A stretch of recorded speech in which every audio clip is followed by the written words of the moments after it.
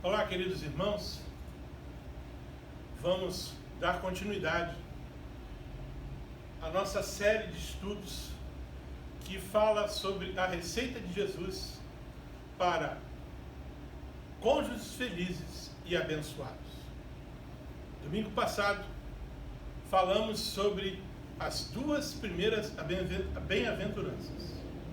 Feliz os pobres de espírito e felizes os que choram. Hoje vamos falar sobre felizes os humildes, pois eles receberão a terra por herança. Felicidade e bênção. Felizes os humildes. O que não é humildade? Humildade não é ter autopiedade e baixo autoestima, ou baixa autoestima. Isso não é humildade. Eu sou uma pessoa muito humilde, eu não sei falar, eu sou uma pessoa que não tem estudo, que não me visto bem, que não tem um bom gosto, eu sou um problema. Não. Isso não é humildade, meus irmãos. Isso é autocomiseração. Você mesmo está se dizendo que você é um miserável, que você não serve para nada, que você não faz nada certo. Isso não é humildade. Também não é ser tímido, covarde, medroso e fraco. Vimos domingo passado sobre a questão da justiça social. Então, quando nós somos omissos por alguma dessas situações, timidez, covardia, medo e fraqueza, isso não é humildade. Lembram? Jesus se tornou humilde, servo, mas com certeza não era tímido, não era covarde, não era medroso e não era fraco. Isso não é humildade. Não é ser conivente ou passivo com situações erradas. Está vendo uma situação em que você precisa se manifestar, que você precisa intervir como crente em Jesus Cristo. Mas aí você retrocede. Não, eu não me envolvi porque eu sou muito humilde. Isso é falsa humildade. Isso chama-se omissão. Não é manter a paz a qualquer preço. Você está numa situação em que você precisa terminar algo que está acontecendo, se posicionar. E aí você aceita o errado e se diz aceitá-lo por ser humilde. Manter a paz a qualquer preço não é ser humilde. Você precisa manter a paz. Nós vamos ver adiante sobre a bem-aventurança dos pacificadores. Você precisa ser um pacificador com humildade verdadeira. Mas você não pode manter essa paz a qualquer preço, abrindo mão dos seus valores cristãos, abrindo mão da sua moralidade, das suas certezas contidas na palavra de Deus. Não é apresentar também uma falsa calma exterior. A coisa está pegando fogo. É preciso que você haja. E você está ali. Você não vai fazer nada, não vai ajudar, não vai aqui participar. Eu sou humilde. Isso não é humildade. Mais uma vez, isso é comodismo.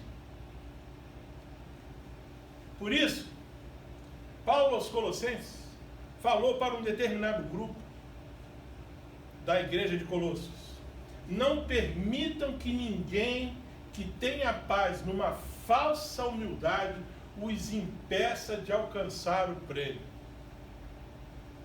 Às vezes a gente se deixa levar por pessoas que possuem uma falsa humildade, que não é a humildade que vai trazer felicidade nem bênçãos, citadas na bem-aventurança.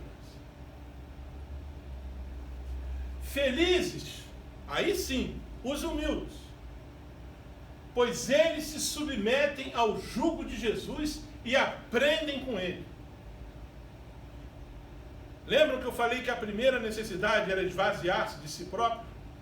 Quando você se esvazia de si próprio, só assim você se torna humilde, ao ponto de reconhecer que aquilo que você pensa e acha está errado. E aí, você se submete ao jugo de Jesus para aprender com ele. E, obviamente, colocar em prática. Por isso, Jesus disse para todos nós: tomem sobre vocês o meu jugo e aprendam de mim, pois sou manso e humilde de coração. Esta é a verdadeira humildade, a humildade que Jesus Cristo nos ensinou. Lembram lá do choro? Rasgar o coração e não as vestes. Não ser falso humilde, mas humilde, verdadeiro de coração. E aí vocês encontrarão descanso para as suas almas. Este é o Jesus do Sermão do Monte, que nos diz: felizes os humildes. Felizes os humildes, pois eles se submetem à vontade de Deus. Eu já me esvaziei. Eu agora, com humildade, não vou fazer o que eu quero, mas o que Deus quer. Vamos aceitar aquilo que Deus traz para a nossa vida, conforme Jó, quando teve toda a sua família e todos os seus bens retirados. Disse ele: aceitaremos o bem dado por Deus e não o mal? A diferença entre nós que nos declaramos cristãos e aqueles que rejeitam a Deus, com relação a ter problemas, é a maneira como nós o enfrentamos, na maneira como nós enfrentamos as diversidades, os problemas. Se o meu povo, que se chama pelo meu nome, se humilhar e orar, buscar a minha face e se afastar dos seus maus caminhos, dos céus, Deus nos ouvirá, e Ele perdoará o nosso pecado, e sarará a nossa terra, o Brasil. Portanto, não sejam obstinados. Mais uma vez, a palavra obstinação, citada no domingo passado. Rebeldia, como os seus antepassados, submetam-se ao Senhor. Quem é humilde, submete-se ao Senhor. E, portanto, será feliz. Felizes os humildes, pois eles não se atrevem a murmurar contra Deus. Uma pessoa humilde, ela sabe muito bem qual o seu lugar, qual a sua insignificância espiritual comparada a Deus. Deus é perfeito, Deus é santo. Nós somos imperfeitos, nós somos carne. Por isso, quem de nós pode reclamar, murmurar contra Deus? O povo de Israel murmurou e peregrinou durante 40 anos, até que toda aquela geração murmuradora, pecadora, idólatra, ficasse com seus corpos espalhados pelo deserto. Precisamos ser humildes, reconhecendo que contra Deus não se murmura. Aconteceu que o povo começou a queixar-se das suas dificuldades aos ouvidos do Senhor. Números 11, primeira parte do versículo 1. Paulo nos diz e nos exorta: mas quem é você, ó homem, ó mulher, ó marido, ó esposa, para questionar a Deus? Quem somos nós para questionar a Deus? Acaso aquilo que é formado pode dizer ao que formou: por que me fizeste assim? Acaso nós que fomos formados por Deus podemos dizer: por que eu estou nessa situação?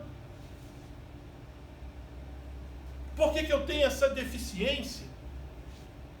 Por que eu tenho essa dificuldade? Paulo está nos perguntando isso. Fazei tudo sem murmurações e nem contendas. Felizes os humildes, porque os humildes não se rebelam contra Deus, não são obstinados. Povo rebelde, olha lá, obstinado de coração e de ouvidos, vocês são iguais aos seus antepassados. Livro de Atos, capítulo 7, versículo 51. Sempre resistem ao Espírito Santo. Quando nós não nos esvaziamos, nós estamos resistindo ao Espírito Santo. E aí, não vamos conseguir ser humildes nunca. Pois a rebeldia, olha a comparação, é como o pecado da feitiçaria. Está na palavra de Deus, meus irmãos. Às vezes a gente fala com um certo desprezo, né? Que ele ali é lá, feiticeiro, alguma seita do baixo espiritismo, né? Nossa! Mas a gente é rebelde. Estamos sendo comparados a eles. Incrível. E a arrogância como o mal da idolatria. Não, lá em casa não. É Deus acima de tudo. Não terás outros deuses diante de mim. Mas eu sou arrogante. E eu estou sendo comparado a um idólatra. O homem mau só pende para a rebeldia. É isso que você é? É isso que eu sou? Um homem mau? Porque esta é a característica de quem se rebela contra Deus. Homem mau, mulher má. Deus dá um lar aos solitários, liberta os presos para a prosperidade. Mas os rebeldes vivem em terra árida. Não foi assim que aconteceu com o povo de Israel? Murmurador, obstinado, rebelde. Às vezes, no nosso lar, estamos vivendo em terra árida, por conta da nossa arrogância, por conta da nossa rebeldia, por conta de nós não obedecermos a Deus. Quem não obedece a Deus é rebelde. Felizes os humildes, porque eles confessam a sua miserabilidade a Deus e aos homens. É isso que nós precisamos fazer. Lembra lá de esvaziar-se? Lembra quando eu falei que ele é a base de tudo? Quando eu consigo uma humildade suficiente para reconhecer quão miserável sou perante Deus e declarar isso aos homens, eu serei feliz.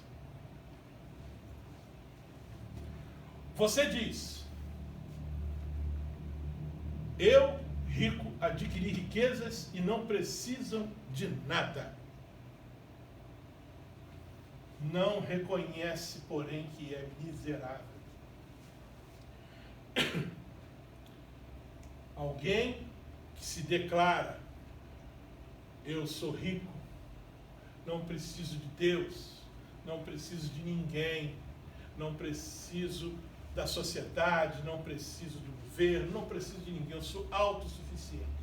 Não reconhece que é miserável e é digno de compaixão, que é pobre, que é cego e que está nu, espiritualmente falando. Miserável homem que sou. Agora quem está falando isso? Paulo, reconhecendo a sua miserabilidade, o apóstolo Paulo, segundo o pastor Valdemir, o oráculo santo de Deus, se reconhecendo miserável homem que sou, e fazendo a seguinte pergunta: quem me libertará do corpo sujeito a esta morte? Muitos dos que creram vinham e confessavam e declaravam abertamente as suas más obras. Esses fatos aconteceram na formação da primeira e das outras primeiras igrejas, ali no livro de Atos dos Apóstolos. Vou repetir: muitos dos que creram vinham e confessavam e declaravam abertamente suas más obras, sua miserabilidade. Quando fazemos isso, estamos demonstrando a humildade que Jesus Cristo ensinou.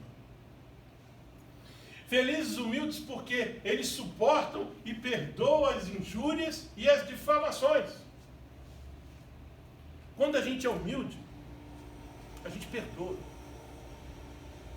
Lembra que eu falei o que não é humildade? Você se posiciona.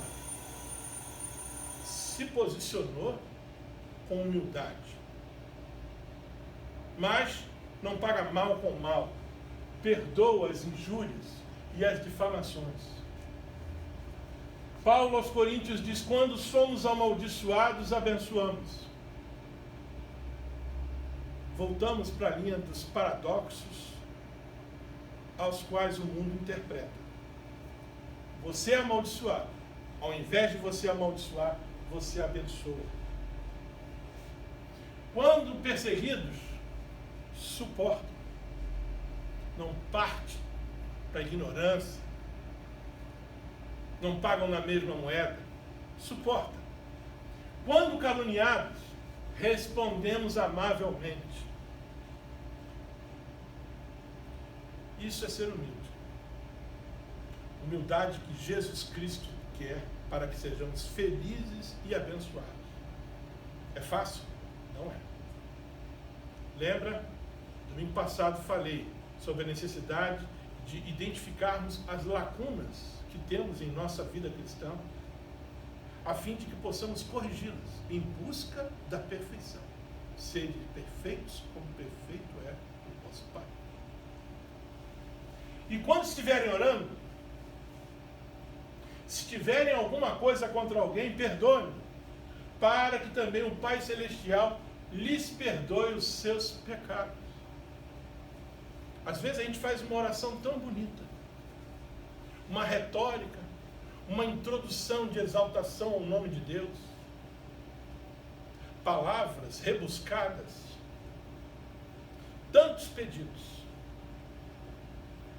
mas a nossa oração não é atendida, porque temos mágoas, ressentimentos que não foram perdoados. Isso vale para o casamento.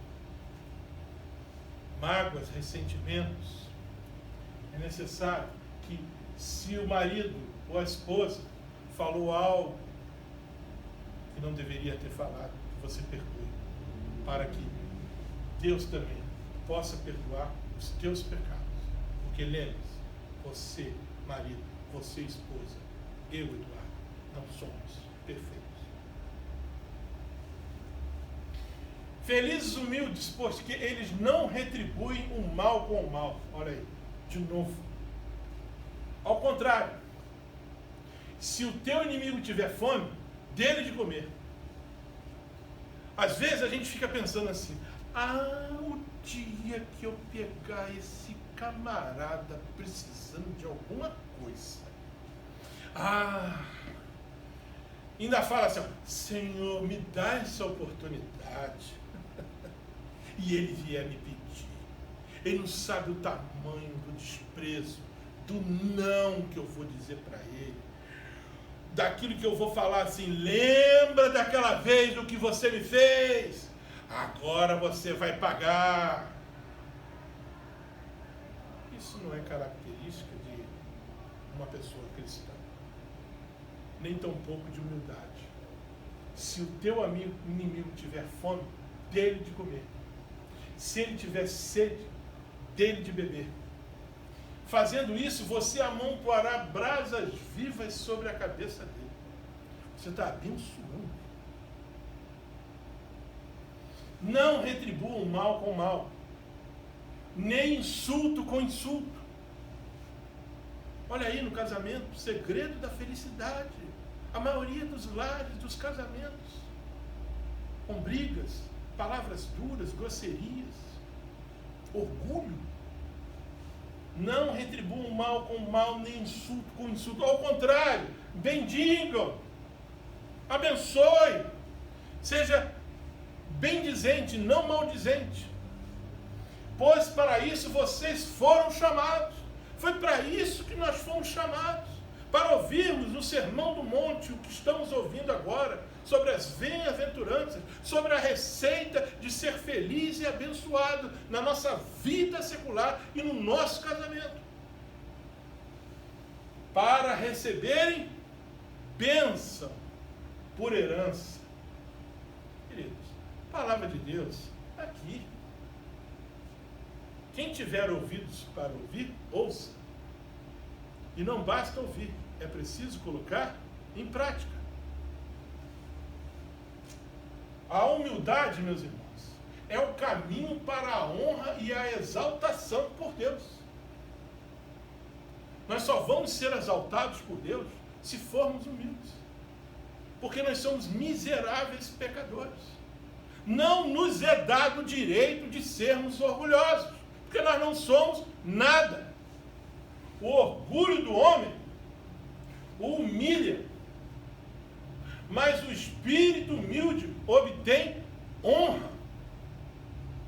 Sejamos verdadeiramente humildes e sejamos felizes e abençoados. Portanto, humilhem-se debaixo da poderosa mão de Deus, para que Ele os exalte no tempo devido, no tempo de Deus. É preciso que nós saibamos que Deus nos exaltará no tempo dele, mas para isso é necessário que sejamos humildes. E felizes os humildes, conforme Jesus Cristo disse, pois eles herdarão a terra.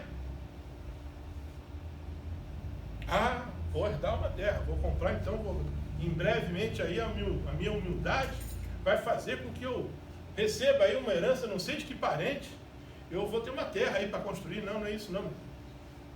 Naquele dia, prestem atenção, o que está em vermelho aqui, e o que está em vermelho aqui, é Pedro falando, numa determinada época. E aqui, em azul, é o Apocalipse. Coloquei dessa forma, para que os irmãos possam ver que a palavra de Deus não se contradiz, seja em que época for escrita. Se não, vejamos, Pedro falando aos judeus, naquele dia os céus serão desfeitos pelo fogo, dia final, dia do juízo, e os elementos se derreterão pelo calor. Isso Pedro falando. Jesus, na revelação a João, no Apocalipse, então vi novos céus e nova terra, pois o primeiro céu e a primeira terra tinham passado. A primeira criação passou e o mar já não existia. Olha aqui, céus desfeitos pelo fogo e elementos se derretendo pelo calor. De novo, Pedro, todavia, de acordo com a sua promessa, esperamos novos céus e nova terra, onde habita a justiça. Esses novos céus e essa nova terra é o que herdaremos se formos humildes. A felicidade, bem-aventurado, feliz aqui, enquanto estivermos nesta terra, para depois herdarmos novos céus e novas terras. Então somos herdeiros, herdarão a terra, herdeiros de Deus e co-herdeiros com Cristo. Felizes os humildes, pois eles herdarão a terra. Cônjuges humildes serão felizes e herdarão a terra. Quarta, felizes os que têm fome e sede de justiça, pois serão satisfeitos, serão saciados. Você tem fome e sede de justiça? Felizes os que têm fome e sede de justiça. O que é isso? Não é ter fome e sede das coisas físicas e materiais. Felizes os que têm fome e sede de justiça. Estou aguardando muito aqui na minha vida, aqui, melhorar, comprar uma casa própria, ter um carro, ter dinheiro no banco, poder tirar férias, um ótimo emprego. Não é essa fome e sede de coisas físicas e materiais que Jesus está falando. Mesmo porque o próprio Jesus nos diz o seguinte: não acumulem para vocês tesouros na terra, onde a traça e a ferrugem destrói, e onde os ladrões arrombam e furtam. Mas acumulem para vocês tesouros no céu, onde a traça e a ferrugem não destrói, e onde os ladrões não arrombam e nem furtam. Pois onde tiver o seu tesouro, aí também estará o seu coração. Fome e sede de justiça. Não é ter fome de bênçãos que supomos serem justas e merecidas a nós mesmos por causa das nossas boas ações. Eu tenho fome e sede de justiça. Como assim? Não, o que eu tenho feito em prol do Evangelho, trabalhando, me dedicando nas atividades da Igreja Batista do Parque São Basílio e de outras igrejas. Eu tenho feito isso, eu tenho feito aquilo, eu tenho ensinado, eu sou professor da EBD, eu trabalho no Ministério Infantil, no Ministério de Famílias. E eu agora estou esperando, que se faça justiça. Estou com fome de justiça para que eu possa receber agora aquilo que eu mereço. Não. Fome e sede de justiça, citada como bem-aventurança, não é nada disso. Sabe por quê? Porque nós somos como impuro. Eu, você, todos nós. Todos os nossos atos de justiça são como trapo imundo. Os irmãos já viram um pedaço de trapo imundo? Não precisa muito não. Você pegar um pano daquele que você esfrega em casa, em algum lugar, e se você não lavar e enxaguar aquilo para usar novamente, quando ele vem passando, ao invés de bem-estar, é mal-estar, porque ele fede. Já perceberam isso? Nós somos assim, a nossa justiça, isso que a gente acha que nós somos, que fazemos as nossas ações, somos como trapo imundo. Nós murchamos como folhas e como vento as nossas iniquidades nos levam para nós. É o que nós somos. Nada do que possamos fazer em obras vale alguma coisa, porque as nossas iniquidades nos levam para longe. Eu gosto desse texto aqui. De vez em quando, quando eu sou chamado a falar em algum evento, mês da família, conto de casais, dia dos namorados, eu percebo, e até respeito, acho que é muito prudente, alguns pastores, que normalmente nós somos convidados por outras pessoas que não os pastores da igreja. E aí, quando a gente chega, o pastor vai perguntando para a gente, meu irmão, seja bem-vindo. O irmão é da igreja, pastor Valdemir, sou assim. O irmão é o que lá?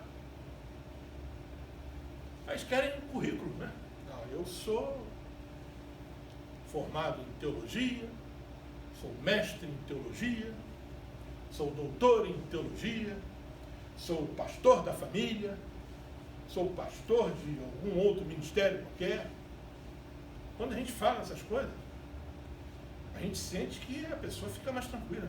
Tá bom, afinal de contas, vou falar para a igreja dele, quem é esse camarada aí, esse tal desse lugar? Nunca ouvi falar nesse sujeito. Aí eu costumo usar esse texto aqui de Lucas 17:10 como uma pretensão minha de currículo.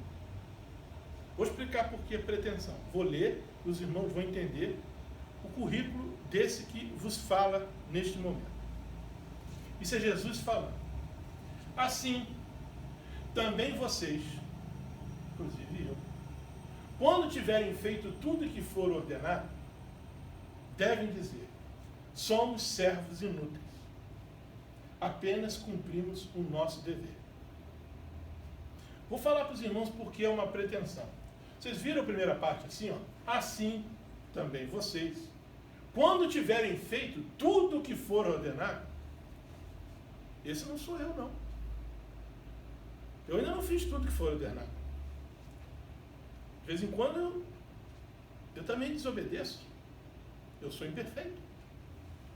Então, eu nem posso dizer que esse currículo é explicitamente meu. É um currículo que eu gostaria de me candidatar. Principalmente na segunda parte.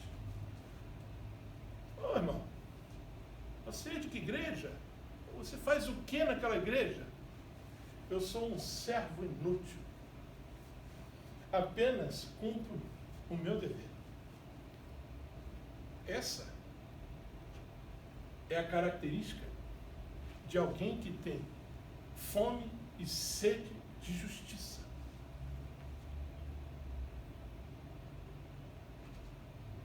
De alguém que é humilde, ou que está buscando a humildade. De alguém que tem chorado pelas suas imperfeições, porque não tem feito tudo o que tem sido ordenado. E que tem tentado se esvaziar de mim mesmo.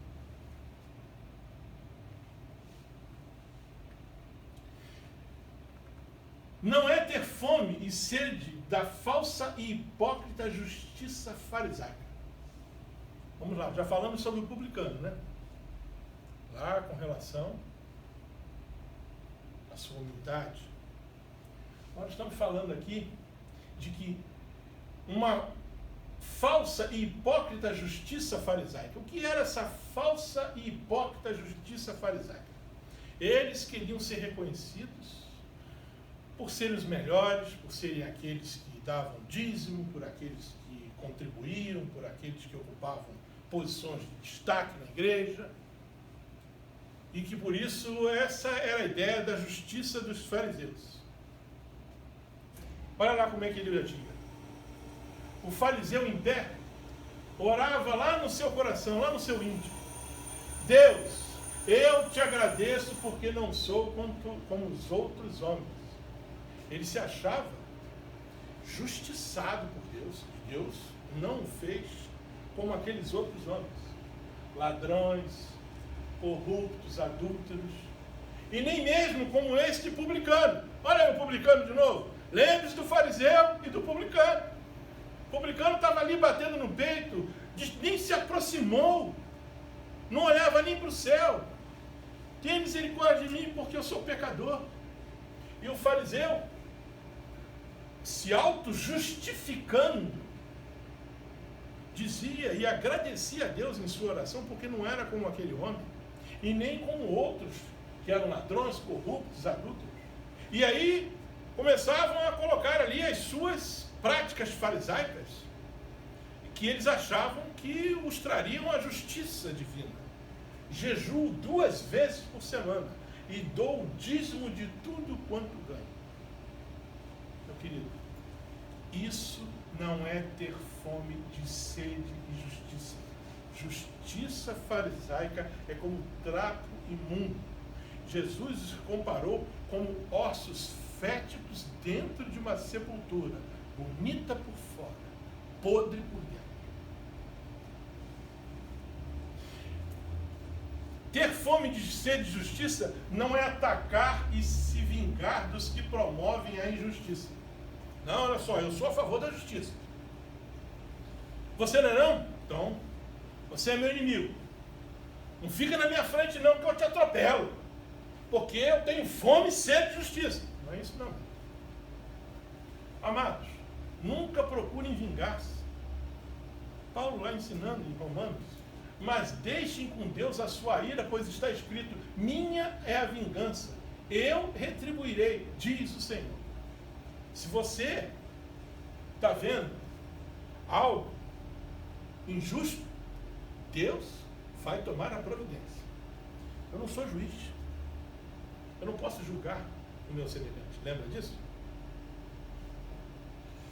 Queridos,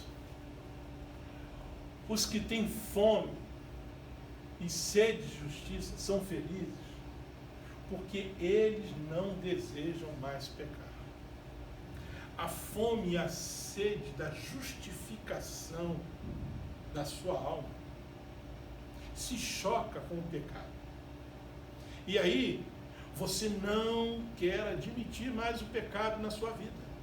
Você não quer pecar. E você se alimenta, você se imbui de uma obstinação, de uma sede da justiça, porque você não quer desvalorizar o sacrifício que Jesus fez por você na cruz do Calvário. Paulo, mais uma vez, nos dando o exemplo de humildade, de alguém que chora, de alguém que se esvaziou de si mesmo. Agora, reconhece que não há justiça nenhuma no seu ser. Sei que nada de bom habita em mim, isto é, em minha carne, porque tenho o desejo de fazer o que é bom. Às vezes a gente quer fazer tantas coisas boas, mas o concretizar costuma ter dificuldades. Paulo estava dizendo que era assim: eu não consigo realizar, pois o que faço não é o bem que eu desejo fazer, mas o mal que não quero fazer, esse eu continuo fazendo. Uma constante busca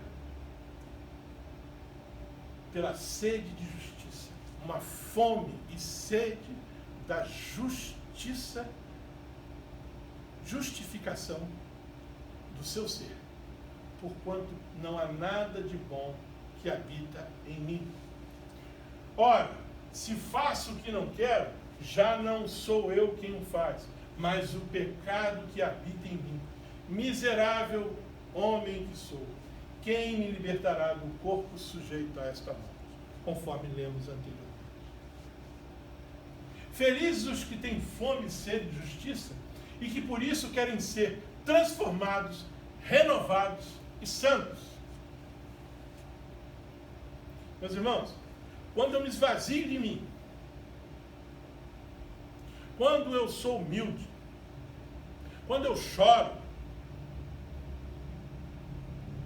por conta dos meus pecados, é produzida uma fome e sede de justiça para que eu possa ser transformado, renovado e me tornar santo. Por isso Paulo fala: não vos conformeis com este século, não vos conformeis com este mundo, não se amoldem aos padrões do mundo, mas transformai-vos pela renovação da vossa mente, para que experimenteis qual seja a boa, agradável, perfeita vontade de Deus. Esta é a fome e a sede de justiça que precisamos ter em nossa alma. Experimentar a boa, agradável e perfeita vontade de Deus. Como filhos da obediência, não vos amoldeis às paixões que tinhais anteriormente, na nossa ignorância, porque escrito está: sede santos, porque eu sou santo. É Deus falando para nós. Fome e sede de justiça. Felizes os que têm fome e sede de justiça e que por isso querem se relacionar intimamente com Deus, amando a Deus, amando o próximo, orando e vigiando continuamente. Fome e sede de justiça que nos tornarão felizes e abençoados. De que maneira? Chegai-vos para Deus, e Ele se chegará para vós. Nós é que precisamos nos aproximar de Deus, e Ele nos aproximará de nós. Ame o Senhor, o seu Deus. Ame com todas as forças, de todo o teu ser, de toda a tua alma, de todo o teu entendimento. como eu os amei, vocês devem amar-se uns aos outros. A cruz, o mastro vertical, relacionamento com Deus, o amor de Deus, a graça de Deus, a misericórdia de Deus. O mastro horizontal, nós multiplicando, refletindo esse amor, essa graça, essa misericórdia para o nosso próximo. Vigiem e orem para que não caiam em tentação. Jesus falou, ele sabe da nossa fraqueza. A carne é fraca, o espírito está pronto, mas a carne é fraca. Fome e sede de justiça. Quando a gente tem fome e sede de justiça, a gente quer estudar a palavra de Deus e a gente quer colocá-la em prática. Essa é a característica de quem tem fome e sede de justiça. Felizes são aqueles que não se deixam levar pelo conselho dos maus. Quantas vezes a gente troca a Bíblia por livros que a gente nem sabe quais são as intenções de quem está escrevendo. Ultimamente, temos visto com maior frequência alguns falsos profetas, chamados inclusive de pastores, inclusive em denominações tradicionais como a nossa, pregando heresias, conceitos errados. É preciso que nós não nos deixemos levar pelos conselhos dos maus. São, por fora, ovelha, por dentro, lobos, tentando colocar práticas como a imoralidade, a homossexualidade, as drogas, o aborto, o sexo livre, o feminismo, a insubordinação. Tudo isso são conselhos de homens maus. Quem tem fome e sede de justiça se afasta desses homens. Pelo contrário,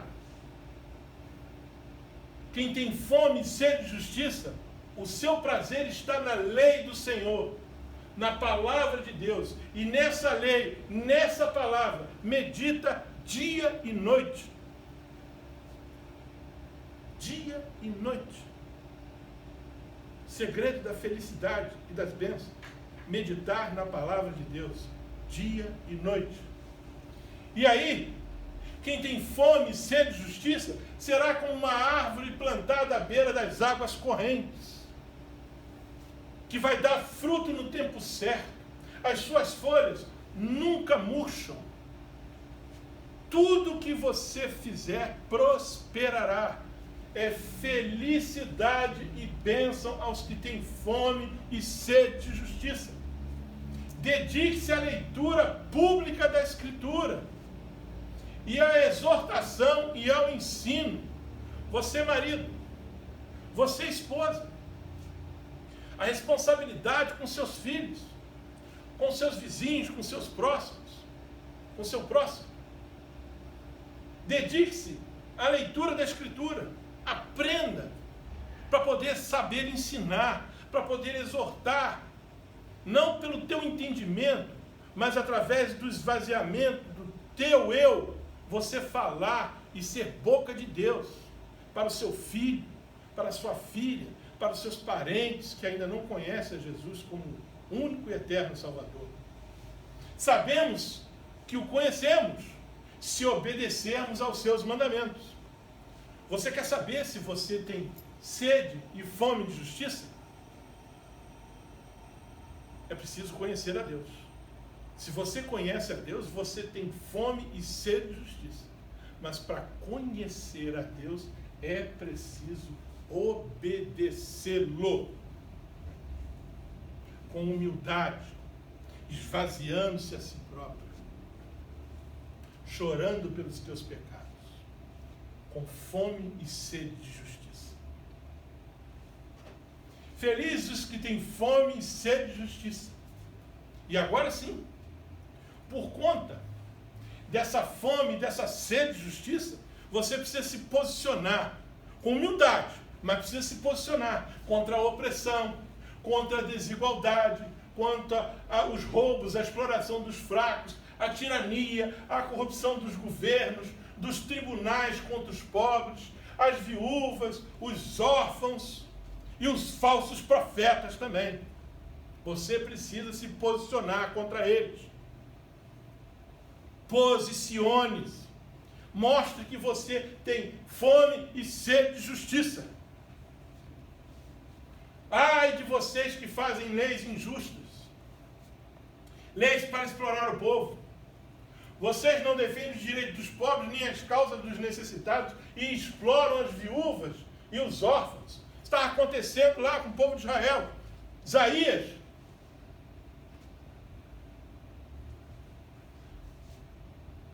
Ai de vocês que fazem leis injustas. Aqui foi Provérbios. Aqui que foi... aqui Isaías. E agora sim, Provérbios. Proteja o direito dos pobres e dos necessitados. Tratem os outros com justiça. Socorram os que são explorados. Defendam os direitos dos órfãos e protejam as viúvas. Palavra de Deus para quem tem fome e sede de justiça.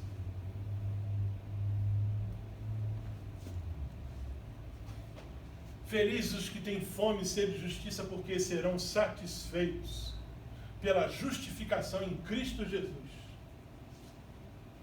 Paulo nos diz, sendo justificados gratuitamente pela sua graça, pela redenção que há em Cristo Jesus, ao qual Deus propôs para apropriação pela fé no seu sangue, para demonstrar a sua justiça, pela remissão dos pecados dantes cometidos, sobre a paciência de Deus, para a demonstração da sua justiça neste tempo presente, para que ele seja justo e justificador daquele que tem fé em Jesus. Sede, fome e sede de justiça.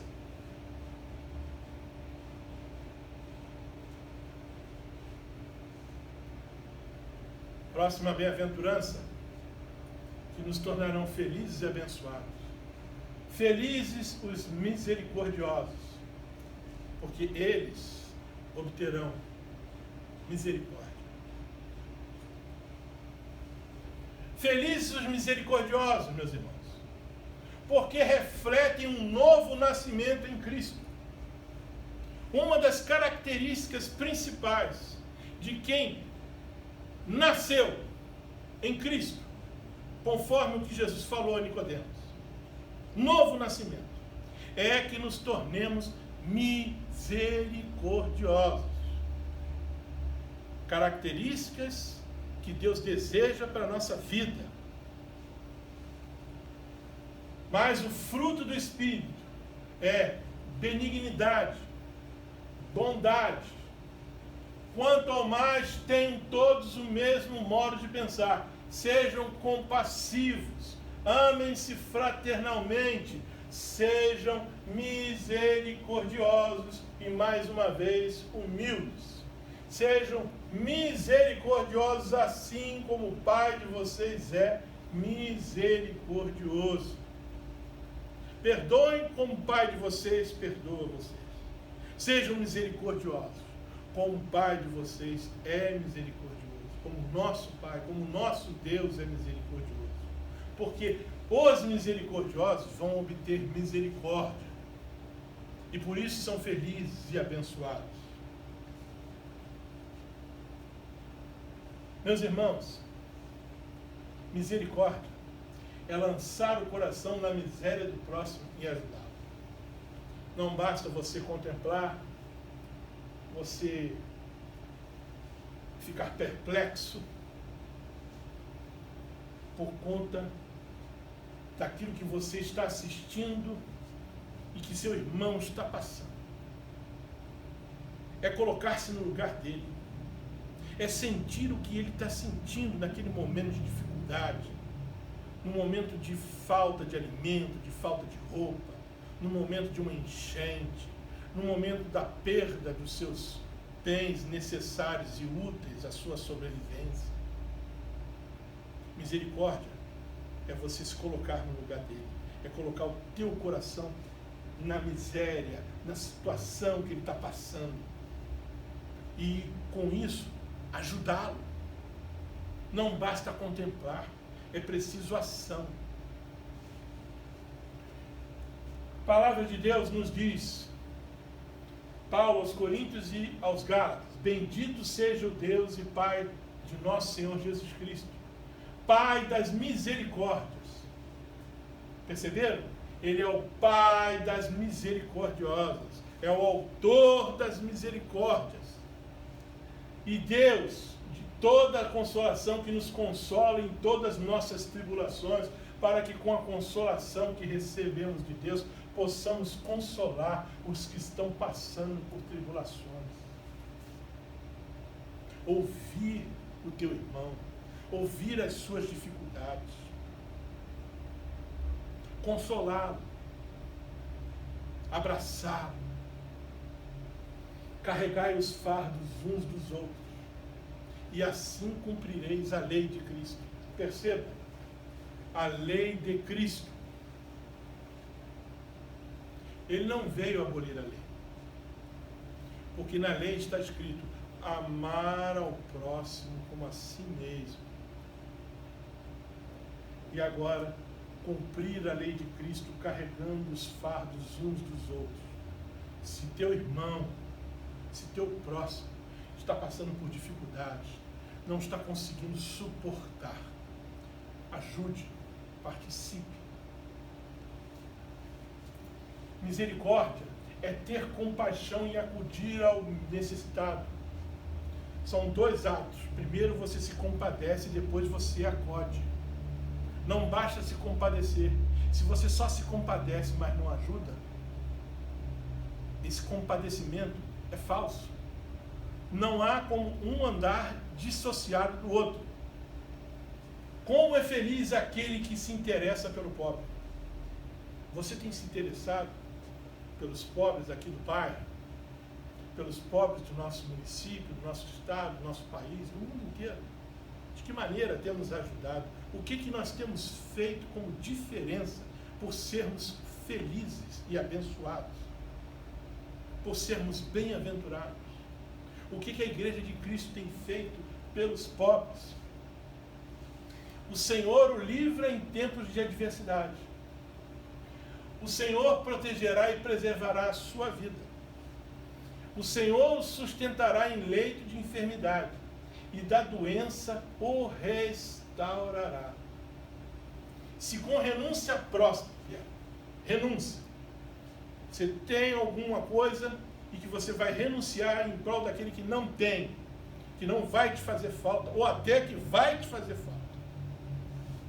Se com renúncia própria você beneficiar os famintos e satisfazer o anseio dos aflitos, então a sua luz despontará nas trevas, e a sua noite será como meio-dia. Meus irmãos, eu não tenho que explicar, vou repetir para fixar. Se com renúncia própria você e eu beneficiarmos os famintos, satisfizermos os anseios dos aflitos, sejam eles quem forem, então a nossa luz vai despontar nas trevas. O mundo jaz no maligno, e nós seremos luz, não escondida debaixo do móvel, mas colocada num ponto em que ilumine. Seremos sal, não para ser pesado, mas para salgar, para fazer a diferença.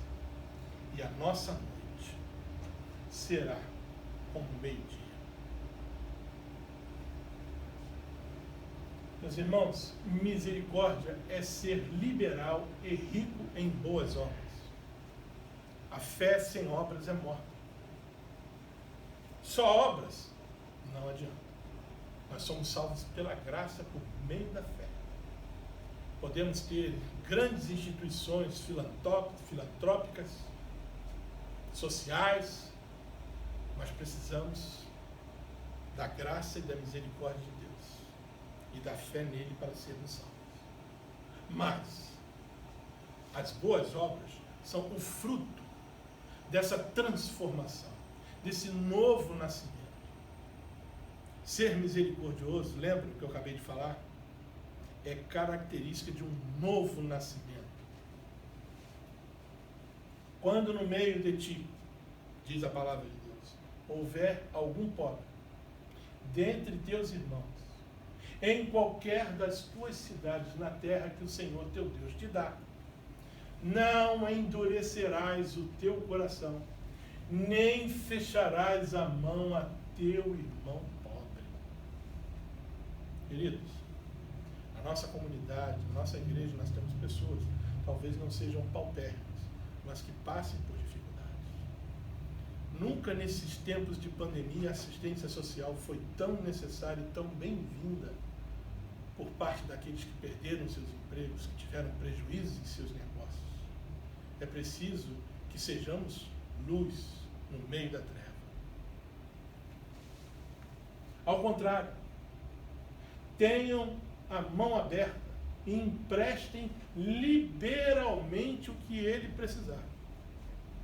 Nesses casos, nessas situações, não adianta você ficar pensando quando vai receber de volta. Teu irmão está precisando, você tem, liberalmente empresta. Esquece. Se teu irmão não te pagar, é ele e Deus. Você fez a tua parte. Pratiquem o bem. Sejam ricos em boas obras. Não basta sermos ricos com relação ao nosso patrimônio imobiliário, com nossas posses, com nossos títulos, com nossa conta bancária.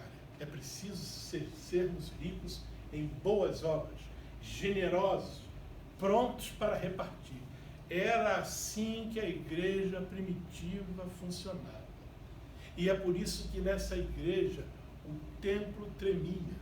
A igreja orava e o templo tremia. Aquela igreja é a mesma de hoje. No que se refere à concepção de igreja de Cristo. A diferença está em nós, como participantes, como membros do corpo de Cristo aqui no nosso bairro, no nosso município e no nosso país. Porque somos criação de Deus, realizada em Cristo Jesus para fazermos boas obras, as quais Deus preparou antes para nós as praticarmos. Quando nós confessamos, quando nós professamos a nossa fé em Jesus Cristo, Deus já tinha preparado para mim e para você as boas obras que Ele espera que nós pratiquemos. Se ainda não as fizemos, Deus está aguardando. Vamos ajudar, vamos participar da assistência social da nossa igreja para continuarmos felizes e abençoados. Vamos demonstrar a nossa misericórdia, porque Deus é o Pai da misericórdia. Se temos um novo nascimento, precisamos ser misericordiosos. E quando somos misericordiosos, alcançamos misericórdia.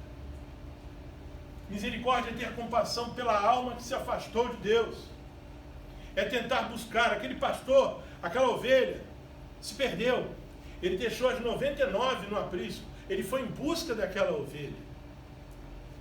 Parece que essa história cada vez menos tem sido praticada em nossas igrejas. As ovelhas se afastam. Nós achamos que essa é uma responsabilidade exclusiva do pastor. Ali, no sentido simbólico de pastor de ovelhas, mostra o pastor em busca. Mas nós, como ovelhas de Cristo, aqui na terra, membros do corpo de Cristo, precisamos nos envolver em tentar resgatar aqueles que se afastam de Deus, demonstrando assim misericórdia. porque nós sabemos as consequências que estão preparadas para aqueles que rejeitam, se rebelam, se afastam de Deus. Um homem desesperado deve receber a compaixão de seus amigos, muito embora ele tenha abandonado o temor do Todo-Poderoso. Mediante trabalho árduo, devemos ajudar os fracos, lembrando as palavras do próprio Senhor Jesus, que disse: há maior felicidade em dar do que em receber. Jó nos lembra: um homem desesperado deve receber a compaixão de seus amigos, a misericórdia de seus amigos. Por que o afastamento? Vamos até lá. Vamos resgatá-los. Jesus nos disse: a maior felicidade em dar do que receber. Temos feito disso uma prática real em nossas vidas cristãs, para que possamos ser felizes e abençoados. Misericórdia é ter compaixão dos pecadores e alertá-los. Independente de nos tornarmos inconvenientes ou não, precisamos pedir sabedoria. Peça sabedoria a Deus e Ele nos dá. Peça sabedoria como você falar do amor de Deus ao seu vizinho, ao seu amigo.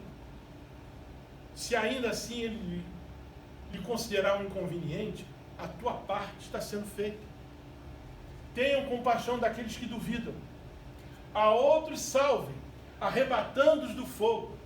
E a outros ainda mostrem misericórdia com temor, odiando até a roupa contaminada pela carne, mostrando que você é luz, que você não compactua com trevas, odiando o pecado, fazendo com que ele reconheça o pecado. Misericórdia é pregar o Evangelho de Jesus Cristo ao pecador. Pois Cristo não me enviou para batizar. Paulo falou isso. Cristo não me enviou para batizar, mas para pregar o Evangelho. Não, porém, com palavras de sabedoria humana, para que a cruz de Cristo não seja esvaziada. A salvação não vem de você, não vem de mim, vem de Cristo na cruz do Calvário. É esta palavra que precisa ser anunciada. Contudo, quando prego o Evangelho, não posso me orgulhar, pois me é imposta a necessidade de pregar. Ai de mim se não pregar o Evangelho. Pregar o Evangelho é um ato de misericórdia por aqueles que estão perdidos. Misericórdia é socorrer o próximo, seja ele quem for. Não, mas aquele ali eu não conheço. Aquele ali uma vez falou alguma coisa para mim, eu não me dou muito bem com aquela pessoa ali não. Ele agora está passando por necessidade. Senhor, manda alguém socorrer aquele homem lá, porque eu não vou socorrer não. Porque eu não vou com a cara dele, eu não gosto dele.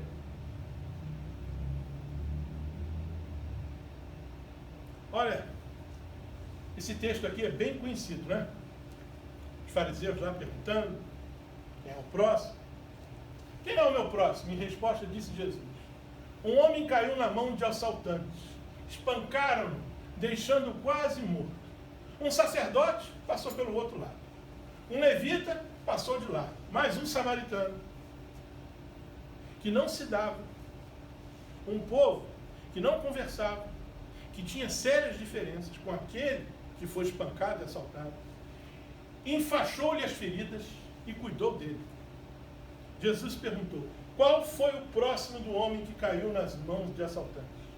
E ele disse: aquele que teve misericórdia dele. Jesus lhe disse: vá e faça o mesmo. Tem alguém precisando de você? Tenha misericórdia dele. Seja ele quem for. Misericórdia é não julgar, é não difamar e nem caluniar o próximo. Às vezes nós somos tão insensíveis e a gente fica sabendo de alguma coisa que não sabemos nem se é verdade. E a gente propaga aquela notícia. E a gente já considera aquela pessoa como que realmente praticou alguma coisa que muitas das vezes não é verdade. A gente julga com antecedência. A gente não tem sequer misericórdia. Não tem misericórdia do nome daquela pessoa. Não tem misericórdia dos seus familiares. Não tem misericórdia das consequências que aquela pessoa pode fazer por conta de nós o julgarmos, o difamarmos e de caluniarmos. Irmãos, não falem mal uns dos outros. Quem fala contra seu irmão e julga seu irmão, fala contra a lei e a julga. Quando você a julga, quando você julga a lei, não está cumprindo, mas agindo como juiz. Eu não tenho direito de julgar, você não tem o direito de julgar. Você pode tomar a posição, você pode chegar a uma conclusão de uma determinada pessoa. Você não pode julgá-lo, porque com a medida que você julgar, você também será julgado. Não espalhe. A misericórdia, ela triunfa sobre o julgamento, sobre o juízo. Foi assim que aconteceu conosco. Se nós não tivéssemos a misericórdia de Deus, o nosso juízo era a morte eterna. Mas a misericórdia de Deus, a graça de Deus, fez com que através da fé nós pudéssemos ser salvos. Por isso não espalhem calúnias no meio do seu povo, porque sem lenha a fogueira se apaga, sem o caluniador morre a contenda. Misericórdia é perdoar as ofensas e não alimentar rancor e a ira. Quem disse que isso não serve para o casamento? Quantos casamentos aí sendo alimentados pelas ofensas que produzem mágoas, ressentimentos, rancor, ira, e estão indo ladeira abaixo, rumo ao cartório, para desfazerem aquilo que foi feito anteriormente. Mas a sabedoria que vem do alto, diz a palavra de Deus, é antes de tudo pura.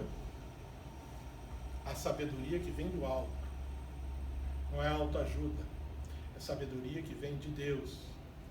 Depois, essa sabedoria é pacífica, amável, compreensiva, cheia de misericórdia e de bons frutos, imparcial e sincera. Tenham cuidado para que ninguém retribua mal com mal, mas sejam sempre bondosos, uns para com os outros e para com todos. Fechou. Sejam bondosos, misericordiosos, uns para com os outros e para com todos. Felizes os misericordiosos. Felizes os misericordiosos, pois serão recompensados aqui, na vida terrena. Aqui você tem recompensa pela tua misericórdia, porque o generoso, ele prosperará. Alguém que é misericordioso é generoso. Quem dá alívio aos outros, alívio receberá. Quem é misericordioso, dá alívio aos outros e recebe de volta o mesmo alívio.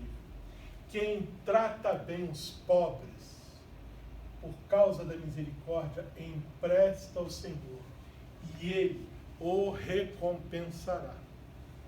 Palavra de Deus para ser recebida por nós. Primeiro praticada, para que, através da misericórdia, sejamos felizes. E felizes os misericordiosos, porque serão recompensados na vida vindoura, na vida que receberemos.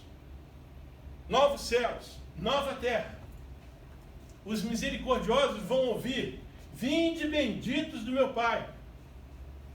É isso que os misericordiosos vão ouvir da palavra de Jesus Cristo, da boca de Jesus. Pois eu tive fome, e vocês me deram de comer. Tive sede, e vocês me deram de beber. Fui estrangeiro, e vocês me acolheram. Necessitei de roupas, e vocês me vestiram. Estive enfermo, e vocês cuidaram de mim. Estive preso, e vocês me visitaram. Digo-lhes a verdade, o que vocês fizeram a alguns dos meus menores irmãos, a mim o fizeram. Os misericordiosos dão de comer, dão de beber, acolhem, vestem, cuidam, visitam. Quem assim faz ao seu próximo, faz a Deus, porque é assim que Ele cuida de nós.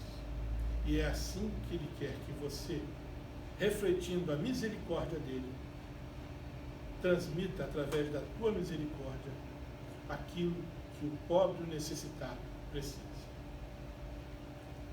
Nesta semana, se vierem as tempestades, as lutas, as perseguições, as tentações, os sofrimentos e os problemas, nos apresentaremos diante de Deus em oração e Ele nos dará a vitória.